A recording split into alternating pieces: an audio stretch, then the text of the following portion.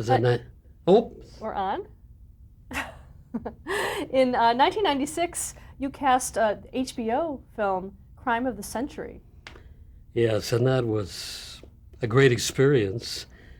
It told the story of Bruno Hauptmann, who, in a nutshell, was convicted of killing the Lindbergh baby, and he didn't do it. You know, it was a setup. Mark Rydell brilliantly directed it. Stephen Ray, Isabella Rossellini, Michael Moriarty, David Paymer, and immodestly, Tony Gibbs, the great film editor, and I was nominated for a casting. We were both nominated for an Emmy, and Mark should have been. And and Barbara Broccoli, you know, who makes the Bond pictures, was a wonderful woman. She produced it. We had fun, and in a very heavy subject. Because it was for HBO, did you notice any differences between working for a cable network as opposed to a broadcast network? You know, HBO has done such commendable work, and they wanted to know everything that was going on, you know. But that's, you know, it's their money, so why not? But we couldn't afford to have everybody we wanted, but we ended up, I'd mentioned the cast to you, and very proud to be part of it and be part of cable. Are you still working today? I'm not really.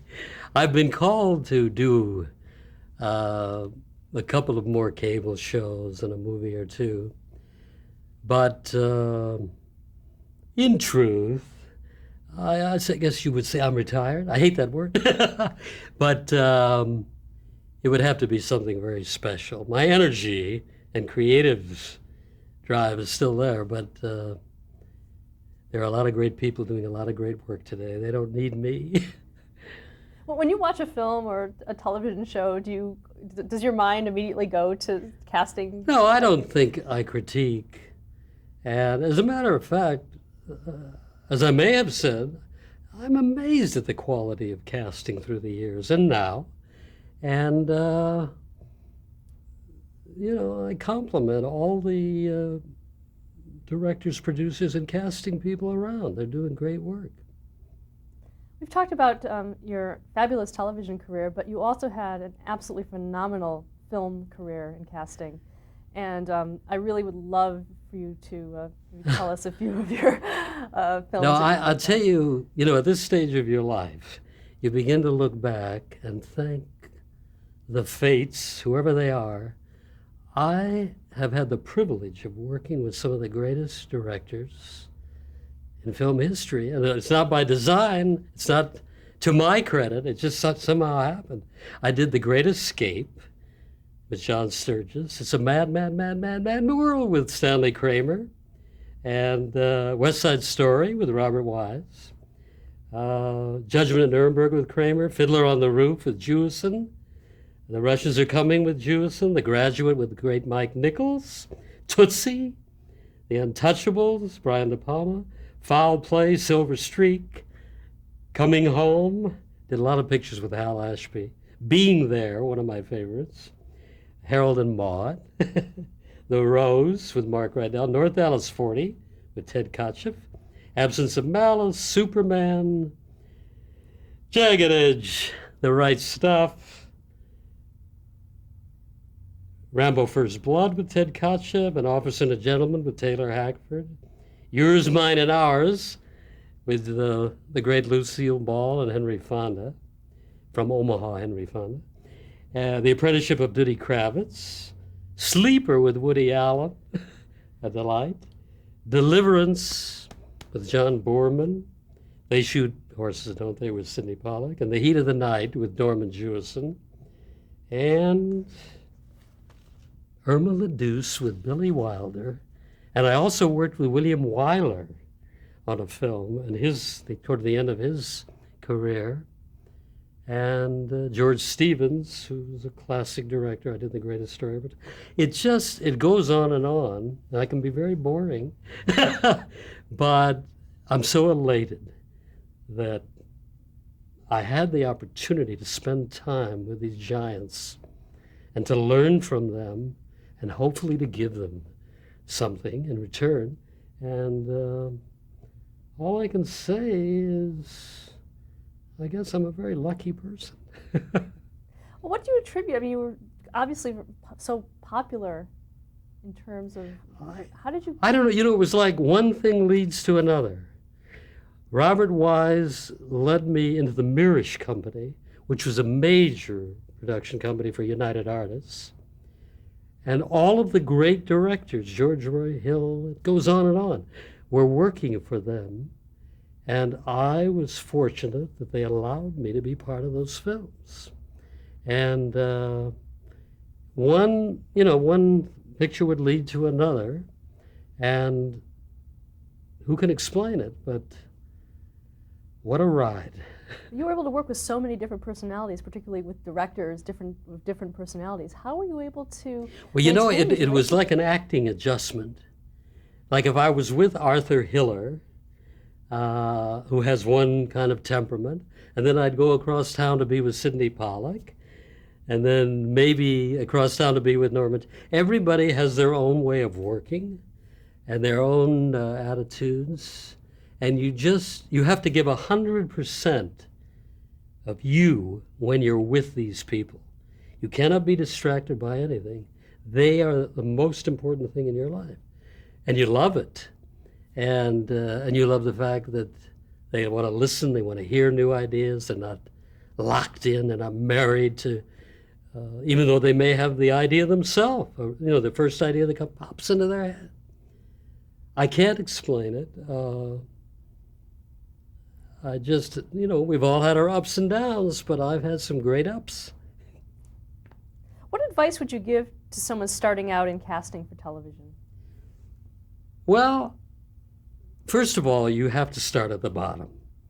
You've got to learn the mechanics by being a receptionist or an assistant, which are very responsible positions. It's not like I underestimate their value. And then you observe and you learn and you find out whether you think you can measure up, whether, and who believes in you. See, you need somebody to believe in you. I had Robert Wise at the beginning and Gunsmoke, and these two producers that propelled me into this crazy world. And observation, because casting people come from all walks of life. Some have been actors, but some have worked in other businesses, and they just have an affinity and a dedication and a talent for it. You can't explain it. You cannot study it. And there have been so many great people doing it over the years, who I've sure never dreamed of casting. How important has your background in acting been? Major. I really think, and I didn't know whether I'd covered that, but the understanding of being an actor, of having a few highs and a lot of lows, and disappointments, and lack of control, being able to empathize and remember what I went through when I sat on the other side of the desk, and then that added bonus, for good or bad, for better or worse, of wanting to give to the actor and wanting to look into his eyes and have him know that I'm with him or her and give them something to bounce off of, I think that was very valuable to me. And the rest of it was, I don't know. What advice would you give to an actor across, facing the casting director? What's it like? What advice would you give to an actor? It's so difficult because sometimes you never know what you're going to meet on the other side of the door. You don't know whether you're going to meet a warm smile and somebody that cares, or if you're going to meet somebody that's on the phone or looking at the script and not really concentrating. So you have to walk in and just say, I'm going to be me. I'm not going to affect anything. If they allow me to read, great. Then I can show them. But, just be yourself. And then you prove yourself later that you can play a lot of characters. How has television changed since you first started in the business? Well, I think they can take much more license in the more graphic series today than we could in the early days. And I think the quality of writing is, which the Bochcos and the David Kellys, and I mean, I could go on and on about them, that the quality of writing has sustained, for years in certain series. Dick Wolf, and things improve with time. New techniques, new methods of editing and cameras and blah, and yet there was some great work in those days. How it would stand up today on television, questionable, because it dealt with that period, and but that's why we have these new brilliant minds creating. How have audiences changed? I think audiences are more aware, more discerning. I think if something is ringing false on the screen, whether it's a line of dialogue, a performance, or even a camera move, that subliminally, subconsciously, they pick up on this. They're more knowing, and more aware, and more demanding. I don't know. And yet, the contradiction is, look at all the great pictures that were made way back, before me, during me, and after me. I mean, people adore film. They really do. It's amazing.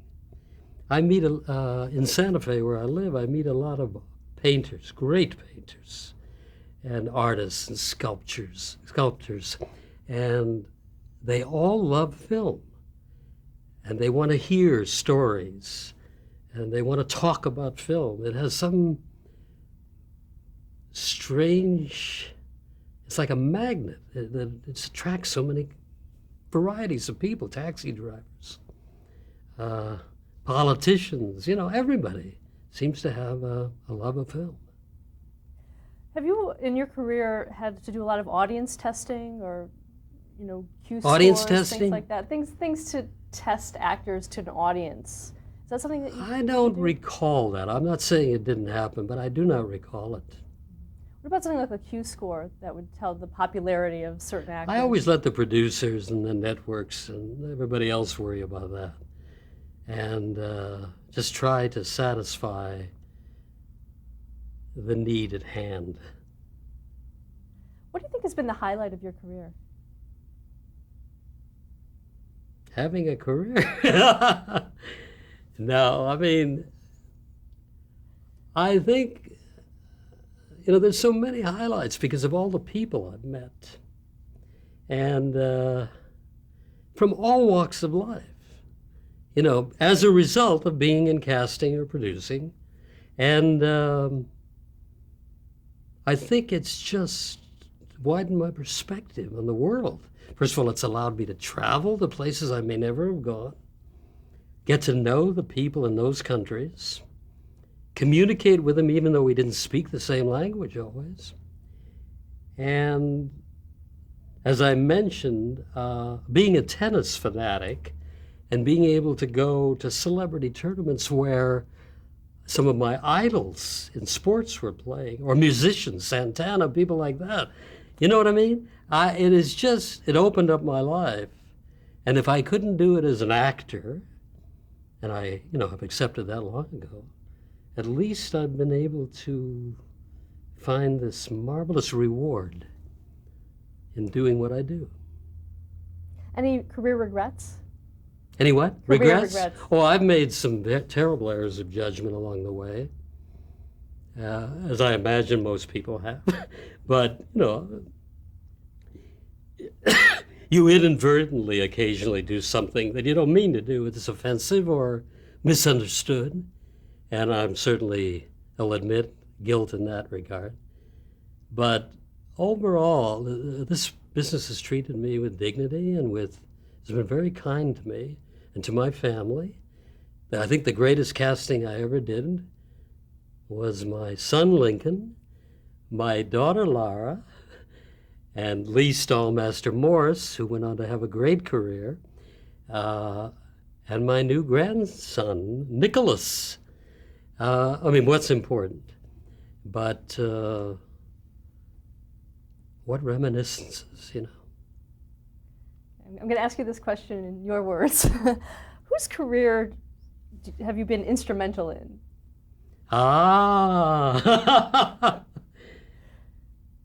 Well, instrumental, all right. I think instrumental with Travolta, with Christopher Reeve. I don't know. You know, I look back at some of the films and I'll see these wonderful actors doing a one line or a reaction for me. Like James Caan was in Irma la Douce and had a little tiny part with Shirley MacLaine, you know, and I'll tell you, can I tell you one anecdote? I was doing a picture called Maria True Story with Roger Donaldson, another wonderful director, and I went to Tennessee, and he said to me, there's a lawyer there who would like to read for some part. Would you see him? Long story short, in Nashville, like 100 people show up. And finally in comes this very imposing man. He sits down and he reads for the lead in the picture opposite Sissy Spacek. He blows me away. I ran to the phone, and somebody confirmed this to me the other day who was with me, called the director and said, this is amazing. This lawyer who came in to read and who was at Watergate and was also maybe even involved in this case, he is the answer. Never acted. Fred Thompson, Senator Fred Thompson.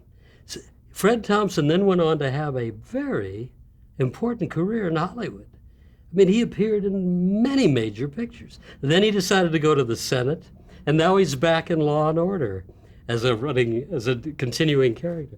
I mean, those are the kind of weird things, fun things that happen. And, I could go on and on. It's terrible. The last question that we always ask our interviewees is, how would you like to be remembered? Ooh. I think as someone who cared and was very concerned, maybe obsessive about detail in the work. And my favorite word is if they would put open, always open in every aspect of life and my career. Thank you so much for sharing your story with us. Okay.